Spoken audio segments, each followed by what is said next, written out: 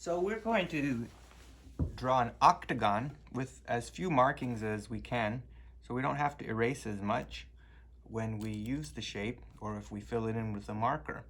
So this is basically the same setup as an 8-sided mandala. We're going to draw a circle, and that will determine how big your octagon will be. It'll fit in that circle. And the next step is to take your ruler and put it in the center. I like to put my pencil in the center where the point of the compass made a little hole, and then line up my ruler. It tends to make it more accurate.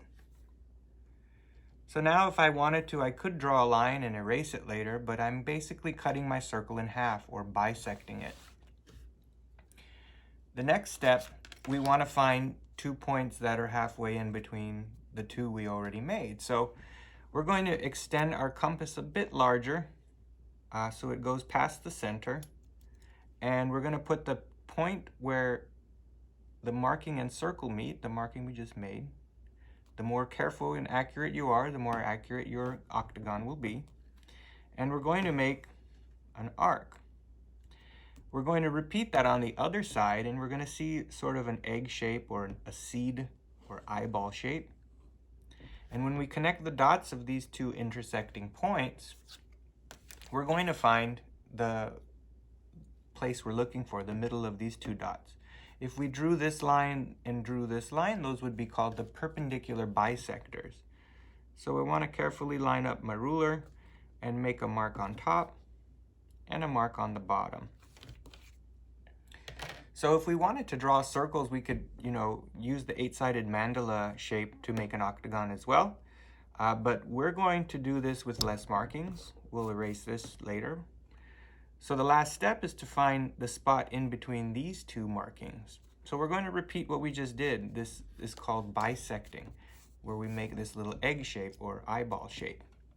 So we're going to put the compass back to this spot here and go to what seems past the middle.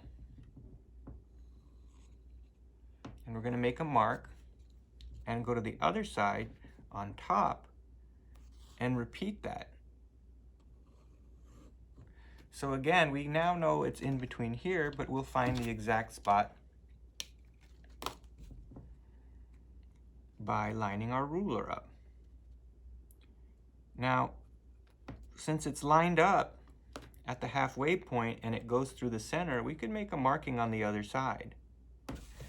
Now we can repeat this construction over here and cut this one in half, or we could use our compass to measure how far apart the center is.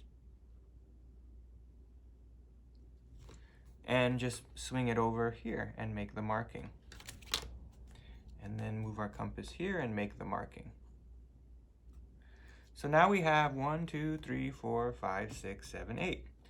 If we wanted to, we can draw a square with the first 4 that we made. And we simply cut those in half, so now we have 8.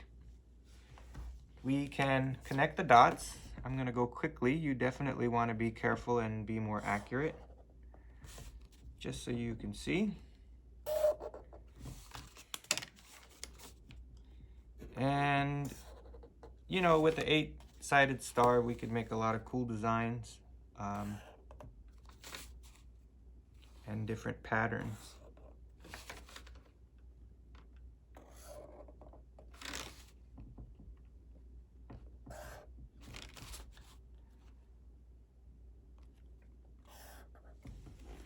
So one last thing we could also do if we wanted to. That's not really the point of this video, but I love the 4-sided pattern because we can make overlapping squares.